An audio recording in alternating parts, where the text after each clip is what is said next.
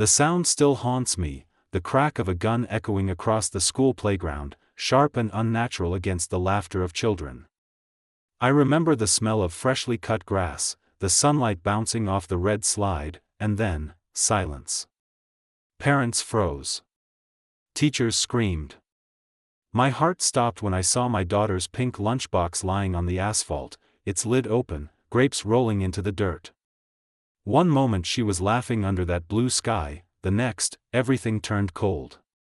And Karen stood there, trembling, gun in hand. I still remember the day we moved into Maplewood Estates, a quiet, picture-perfect neighborhood just outside Denver. Rows of manicured lawns, kids on bikes, and an HOA that promised community harmony. It felt safe, structured, ideal for raising my daughter, Lily. She was 9 then, bright brown eyes, hair always tied in a messy ponytail, forever clutching her favorite pink lunchbox with the unicorn sticker peeling at the corner. That lunchbox went everywhere with her, from school to sleepovers, and even to bed some nights.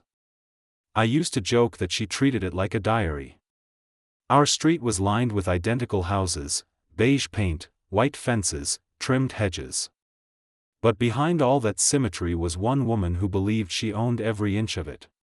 Karen Whitmore, HOA president, self-appointed guardian of perfection. She was in her mid-50s, always in a pressed blouse and pearls, her lips pursed so tight they looked painted on. The kind of person who'd call the cops because your grass was half an inch too tall. I tried to get along with her at first. We all did. She would wave when she wanted to appear neighborly, but her eyes, they always scanned for something wrong. A toy left on the lawn. A parked car facing the wrong direction. Anything that broke her rules. At first, it was harmless, letters slipped under doors about property compliance. Then came the fines. $50 for Lily's sidewalk chalk drawings. $100 for her tricycle being left unattended. I thought it was ridiculous, but I paid them, hoping it would keep the peace. But peace was never what Karen wanted. Control was. She watched everyone from her porch like a sentry. The HOA board meetings she ran felt less like gatherings and more like trials. People feared crossing her because she knew how to make your life miserable, complaints to the city, anonymous tips to zoning, nasty rumors whispered at block parties. Still, I wanted to believe it would pass. I was a single mother, working long shifts at the county office. I didn't have the time or energy to pick fights. Lily loved the neighborhood park, the same playground where everything would later happen. She'd spend hours there after school, giggling with her friends as I chatted with other parents under the oak trees. It became our haven, our small bubble of normalcy. But Karen saw that park differently. To her, it was a battlefield of broken rules, too noisy, too crowded, too many outsiders. She started showing up there, clipboard in hand, muttering about new HOA regulations. Parents tried to ignore her, but her tone grew bolder, sharper.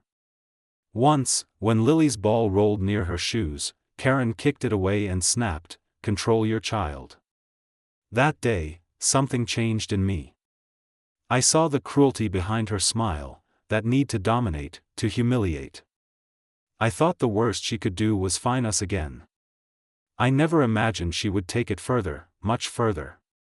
Looking back now, I wonder if there were signs. The heated emails she sent to the school board, the way she photographed children playing too close to the fence, or how she always kept that leather purse clutched against her side like it hid something dangerous. But I ignored it. Because in neighborhoods like ours, monsters don't hide under beds. They hide behind HOA bylaws and freshly painted fences. Tell me where you're watching from. Before that day, before everything unraveled, Karen's obsession had already taken root. It started small, a complaint here, a threat there, but it grew like a weed in the cracks of every conversation, every neighborly glance. The first time I truly saw her anger was last spring, when Lily drew a rainbow on our driveway with chalk. It wasn't even bright, just a soft pastel streak of joy. Karen marched right up, heels stabbing the pavement, and hissed, "This isn't an art exhibit, it's a residential zone." I remember blinking at her, unsure if she was serious. "They're just kids," I said quietly. Her eyes narrowed, sharp and cold. "Then control them before someone else has to." That phrase stuck with me for weeks. Before someone else has to. I brushed it off as another Karen moment, another empty threat from a woman who lived to enforce silence. But things got stranger. She began keeping records, literal files. One day, I caught her taking photos of Lily's bike lying on the sidewalk. When I confronted her, she claimed it was for documentation. Our neighbors noticed too. The Millers down the block received a violation notice for their Halloween decorations being excessive. A father named Grant got a fine for parking his truck too close to the curb. Karen was everywhere, policing everything. She wasn't protecting the neighborhood, she was suffocating it. One summer afternoon, Lily's school hosted a community bake sale at the playground. Parents brought cookies, brownies, lemonade. Laughter filled the air, the sound of normal life. But then Karen appeared. Clipboard in hand, lips pursed, she started inspecting the setup like an inspector general. When she reached our table, she frowned. "You didn't get approval to set this up here." I tried to stay calm. "It's for the school fundraiser, Karen. Everyone's involved." She leaned in closer, her voice dripping with disdain. "The HOA wasn't notified. This could result in a citation."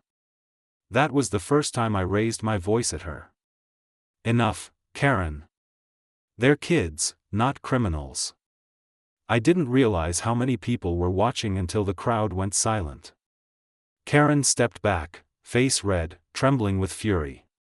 "You'll regret talking to me that way," she spat before storming off.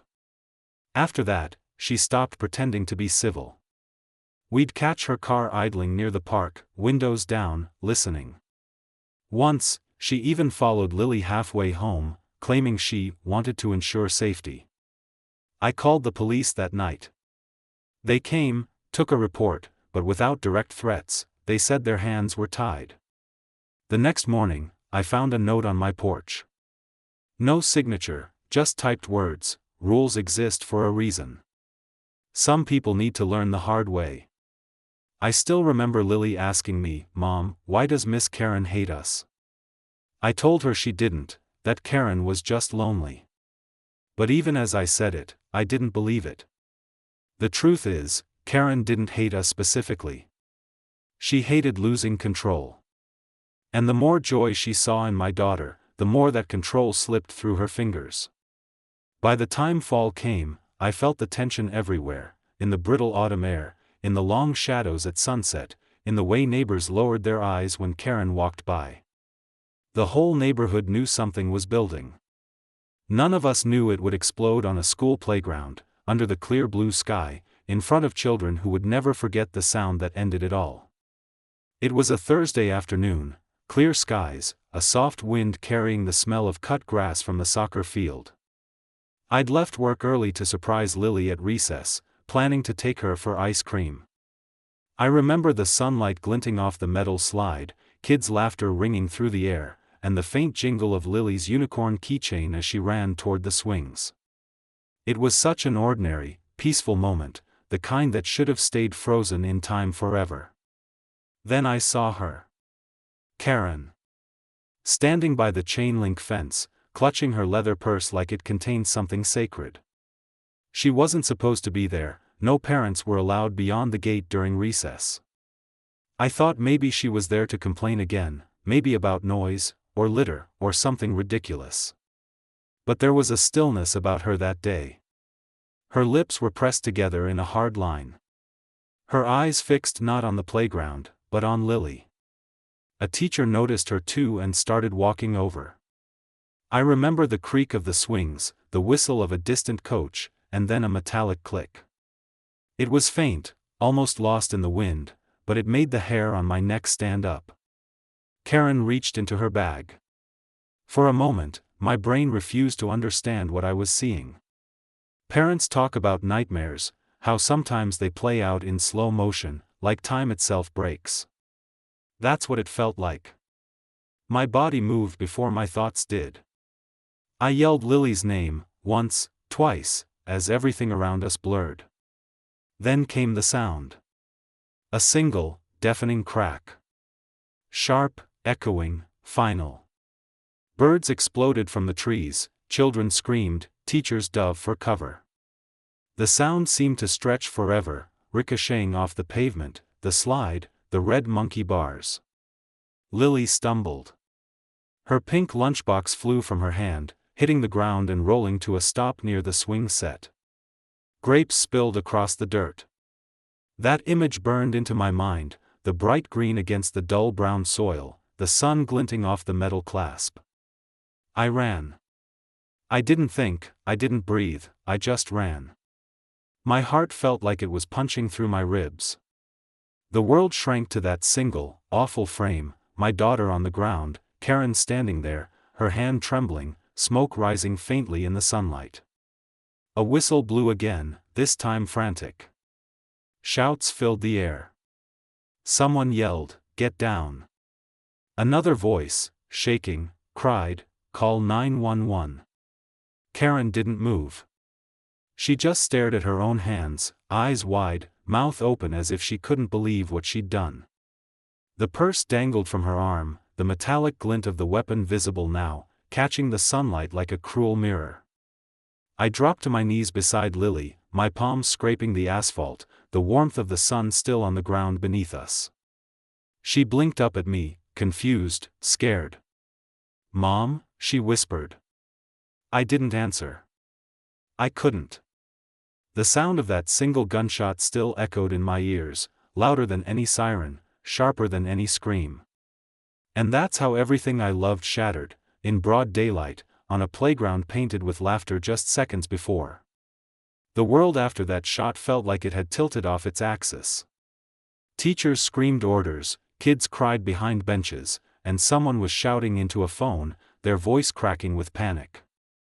I could barely hear any of it. My ears rang with that high, sharp tone that comes after a blast, as if the air itself was punishing me for not protecting her.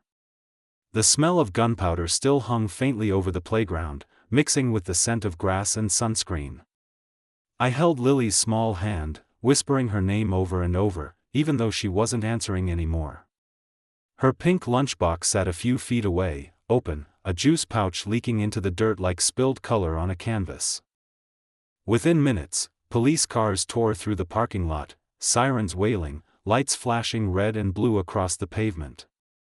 The world turned into a blur of uniforms and shouts. Everyone stepped back, one officer yelled, pulling a line of tape from his belt. I didn't move. I couldn't.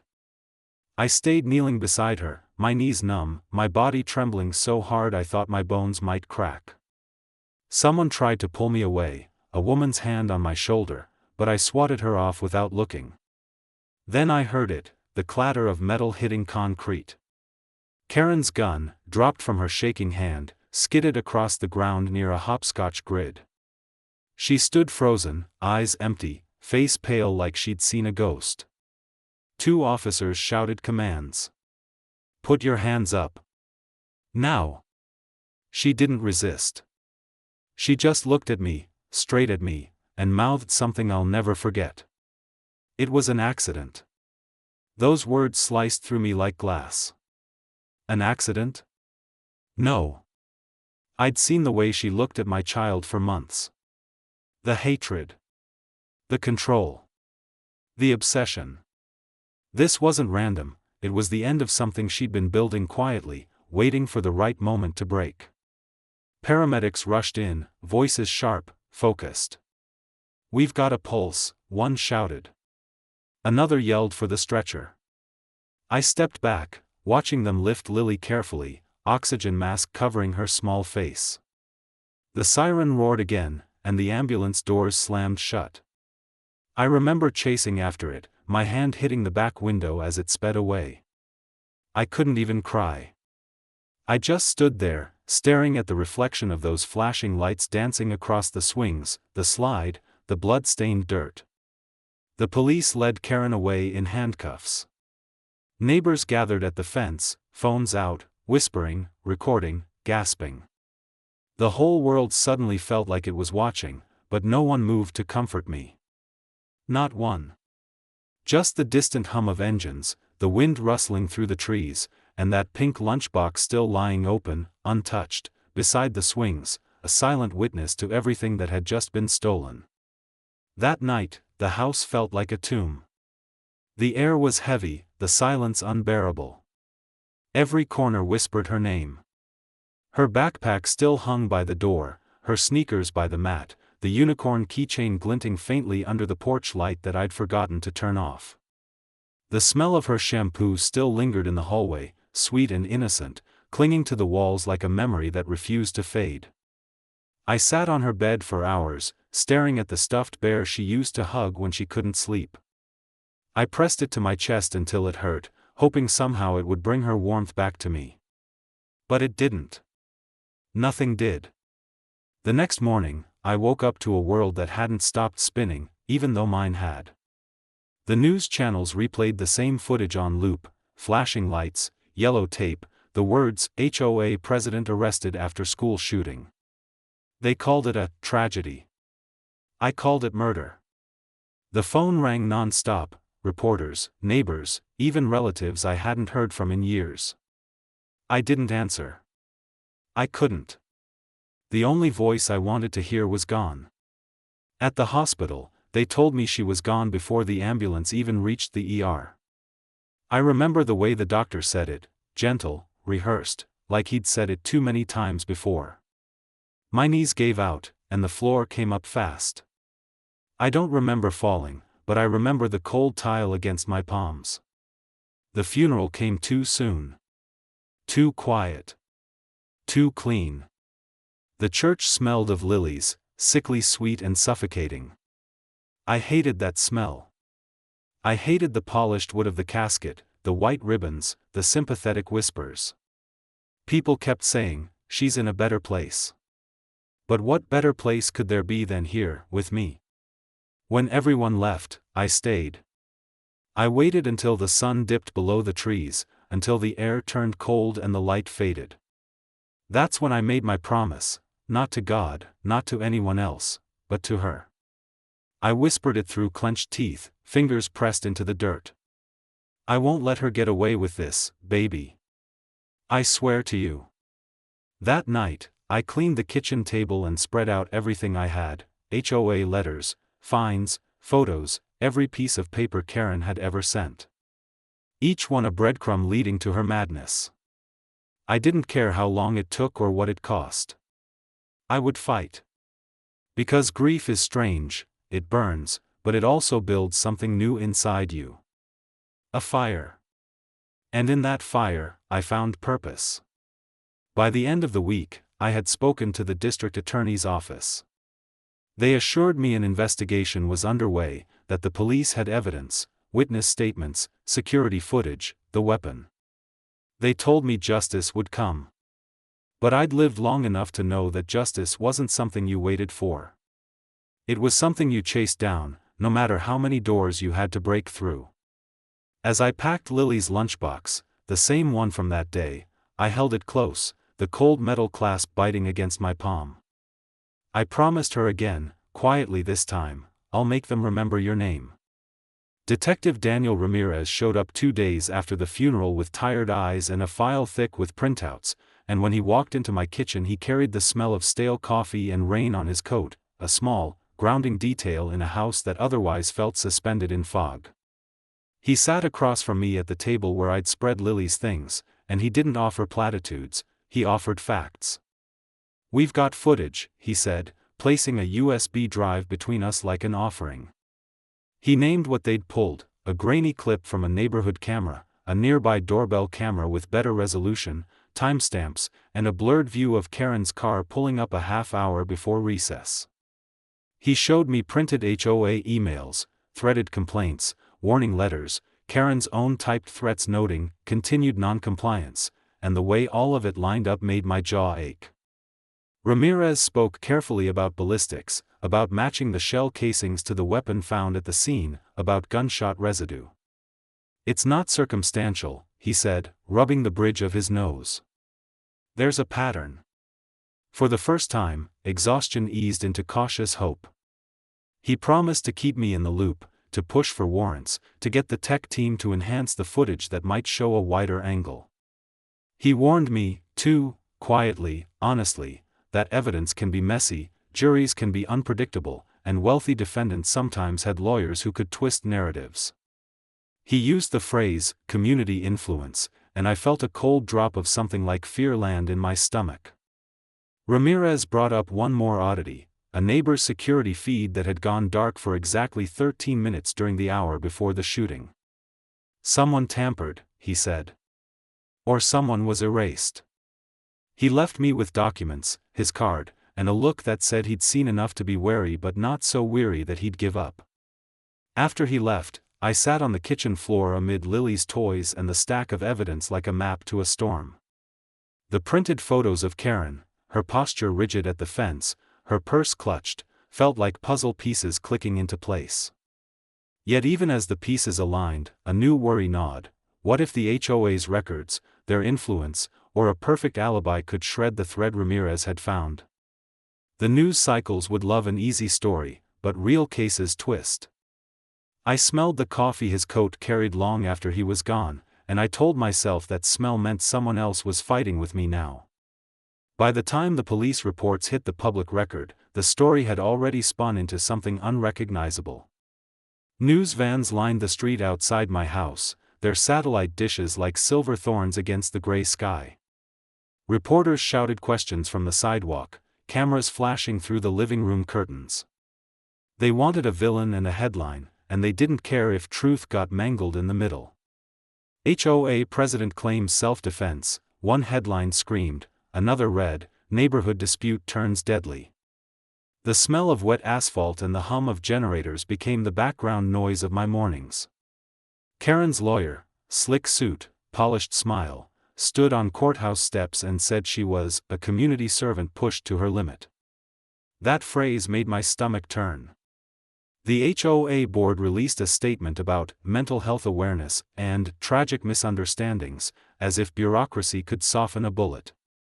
The neighborhood fractured overnight. Some left flowers by my gate, whispering apologies they'd never offered before. Others avoided eye contact, afraid to pick a side. Online, strangers debated our lives in comment threads, calling me the hysterical mom, calling Karen the overstressed widow. Every version of the story except the real one, the one that ended in my daughter's blood on the playground. I tried to stay silent, but silence started to feel like surrender. So I stood in front of a bank of microphones one afternoon, hands shaking, voice steady. My daughter had a name, I said. She was not a headline. The microphones hissed back static, the air thick with heat and flashbulbs. That night, my living room glowed blue from the television light as anchors dissected my grief in prime time, their words detached, rehearsed. The world was watching, but not seeing. And somewhere out there, in a cell or a waiting room, Karen's lawyer was already planning her defense. The courthouse smelled faintly of old paper and polished wood, a smell that reminded me of school libraries and unfinished stories. I sat behind the prosecution's table, clutching Lily's bracelet in my fist, its tiny unicorn charm digging into my palm. Across the aisle sat Karen, dressed in gray, her hair pulled tight, face pale but composed. No tears. No apology. Just that same emptiness I'd seen the day she stood on the playground. When the judge entered, the room rose like one collective exhale. Cameras weren't allowed inside, but you could still feel the world pressing against the courthouse walls, reporters waiting, community watching. The prosecutor, a woman named Evelyn Park, opened the case with steady authority. Her voice didn't shake once. She laid out the story plainly, months of documented harassment, multiple police reports, and HOA records that read more like threats than policies. This wasn't an accident, she said, holding up a printed email. It was escalation. The first witness was the playground supervisor, Mrs. Carver. Her voice cracked as she described that moment, how she saw Karen raise her arm, how she heard the shot before she could even shout. She wasn't defending herself, Mrs. Carver said, tears spilling freely. No one was attacking her. She just fired. I wanted to thank her, but I couldn't move. My heart felt pinned to the bench. Then came the officer who first arrived at the scene.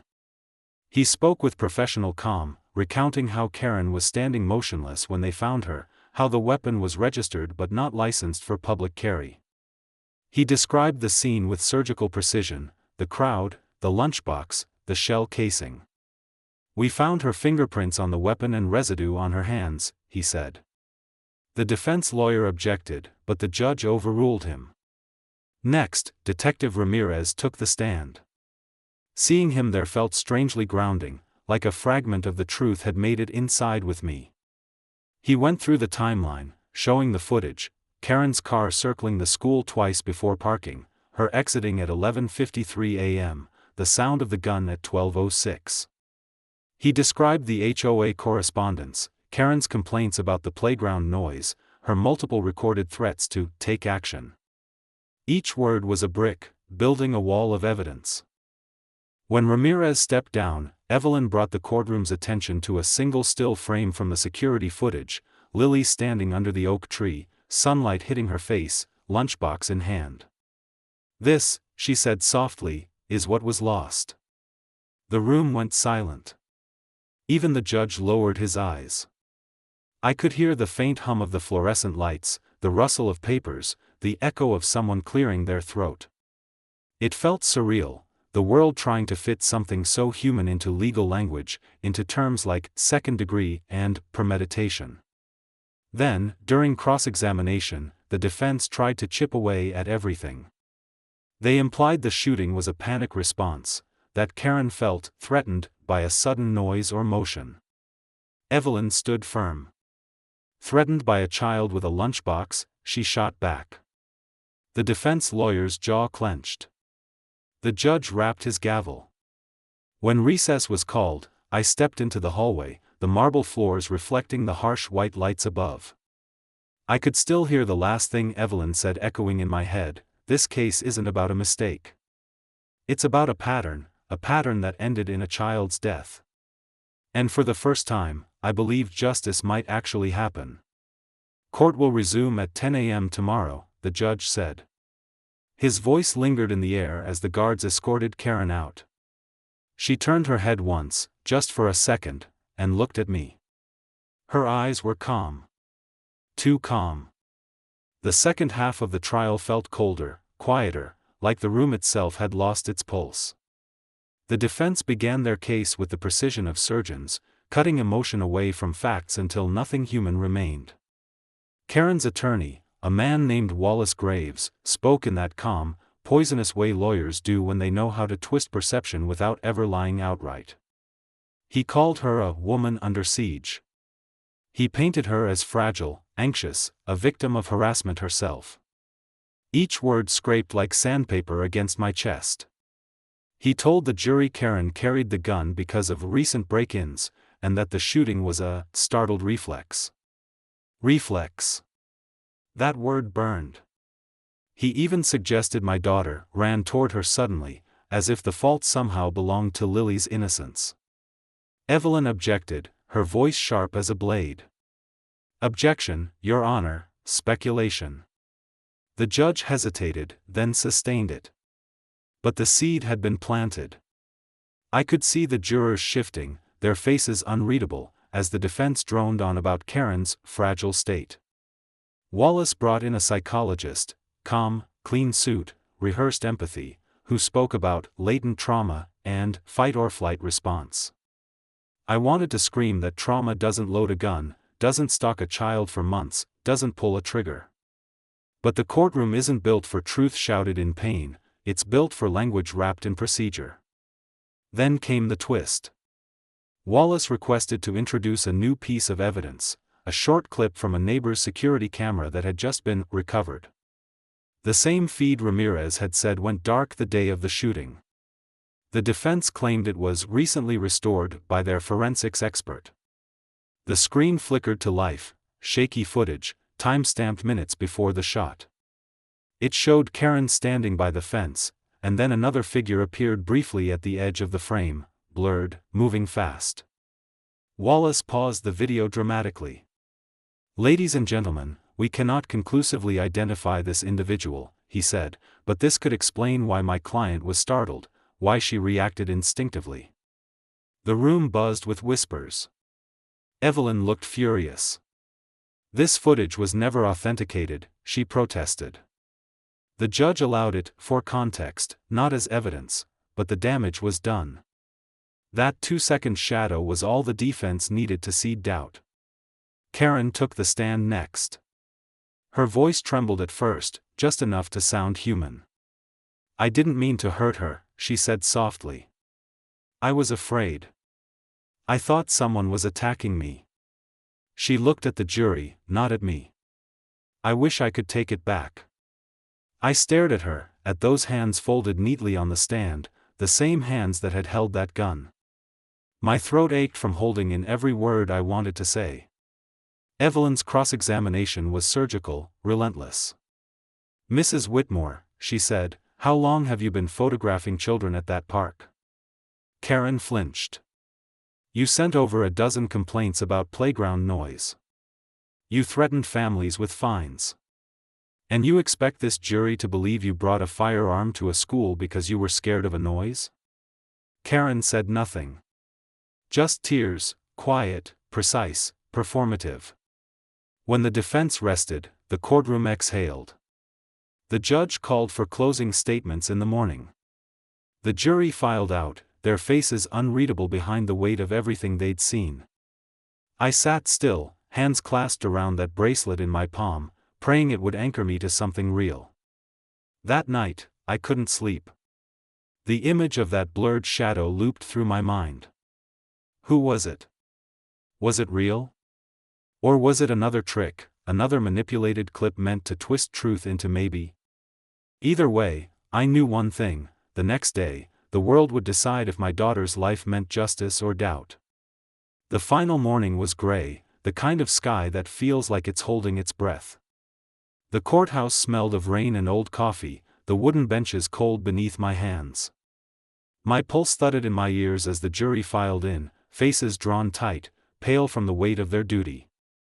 Karen sat motionless at the defense table, her pearl earrings catching the weak light, her expression unreadable. For a moment, it was completely silent. Even the clock on the wall seemed to hesitate. "Has the jury reached a verdict?" the judge asked. A woman in the front row stood, paper trembling slightly in her hand. "We have, Your Honor." My breath caught. The words came next, sharp, final, and irreversible. "On the charge of second-degree murder, we find the defendant, Karen Whitmore," she paused, glancing briefly toward our side, "guilty." The room didn't move. Then the air cracked, a gasp, a sob, the faint rustle of people turning toward me. My knees gave out, not from sadness this time, but from the sudden collapse of months of tension, rage, disbelief. Tears came without warning. I didn't even feel them until they hit my palms. Across the aisle, Karen's composure shattered, she slumped into her lawyer's shoulder, whispering something I couldn't hear. The bailiff stepped closer, hand resting near his cuffs. The judge thanked the jury, voice heavy. "Sentencing will proceed next month," he said, the words almost lost in the noise of shuffling feet and soft crying. For a brief, flickering moment, I thought justice had been done. But the feeling didn't last. Because justice, I learned, doesn't bring back the laughter that once filled your home. It doesn't refill the empty chair at your kitchen table. It doesn't stop the nightmares. Outside the courthouse, reporters swarmed again, microphones thrust like weapons. "How do you feel? Do you forgive her? What's next for you?" I didn't answer. I walked past them, down the steps slick with drizzle, my shoes echoing against the concrete. The sound of rain blended with camera shutters until it all became white noise. That night, I sat in Lily's room again. The air smelled faintly of lavender, her old pillow spray, and the moonlight cut across her drawings taped to the wall. I imagined her voice, her laugh, her little hands clapping when she'd beat me at board games. My chest tightened with a grief that felt both endless and fragile. Then the darker thoughts came, the what-ifs, the silent rage. I imagined driving past the county jail, standing outside the courtroom again, shouting every word I'd bitten back. I imagined walking up to Karen, asking her why. I imagined vengeance, quick, brutal, merciless, but I stopped myself before the image finished. Because vengeance wouldn't honor Lily. It would only feed the same darkness that took her. So I sat there until dawn, staring at the lunchbox on her nightstand, cleaned, closed, the unicorn sticker worn to a ghostly outline. The metal was cold under my fingers, grounding. And in that stillness, I realized justice wasn't the end. It was only the beginning of learning how to live with a silence that never stops echoing. It's been 1 year since the verdict, and I've learned that time doesn't heal, it reshapes. The house is quieter now, but it no longer feels haunted. Lily's room stays exactly as she left it, posters on the wall, her art project still taped above the desk. Every morning, sunlight cuts through the blinds and lands on her pink lunchbox, the same one from that day. It's become more than an object, it's a promise. I carry it sometimes when I visit schools, speaking to parents and teachers about safety, about vigilance, about how one ignored warning can change everything. It still clicks shut with that tiny metallic sound, a sound that used to mean recess or snack time, but now it means purpose. After the trial, I started something small, a neighborhood initiative called Lily's Law. The idea was simple: prevent HOA interference in school zones and enforce background checks for community officials with authority over children's spaces. It started as a petition at a town hall meeting. Now it's in 5 counties. I've met mothers who've lost children in different ways: accidents, violence, indifference. We share the same look in our eyes, the one that says, "We survived the unthinkable, now we fight so others don't have to." Sometimes, Detective Ramirez stops by. He doesn't wear his badge when he visits, he just brings coffee and quiet conversation. "You kept your promise," he said once. I nodded, because I had, but not the way I expected to. My promise stopped being about punishment. It became about protection. About building something in the space grief left behind. Karen was sentenced to 20 years. I didn't attend the sentencing. I didn't need to hear her cry or plead. I didn't need to watch her fade. My fight wasn't with her anymore, it was with the silence that follows tragedy.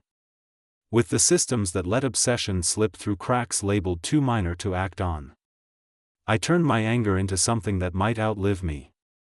Last week, the mayor unveiled a new playground on Maplewood Drive. They planted an oak tree at the center, its branches reaching wide into the sky. Beneath it, a plaque, "In loving memory of Lily Hart, may joy always be louder than fear." When I stood there at sunset, the air smelled like rain and freshly cut wood. Children's laughter filled the space again, bright and unafraid. For the first time in a long time, the sound didn't hurt, it healed. Before I left, I placed Lily's lunchbox beneath the oak tree, right under the plaque. The wind brushed through the leaves like a whisper. I smiled, tears stinging but not burning this time. Because her story didn't end with that gunshot, it began there, with me, with us, with every voice that refuses to go quiet. So if you've made it this far, remember this: don't wait for tragedy to make you pay attention. Notice the small cruelties before they grow. Protect the laughter that lives closest to you. And help me make sure Lily's Law reaches every schoolyard in this country. Subscribe now to keep her name alive, and to make sure no parent ever buries another child because of silence.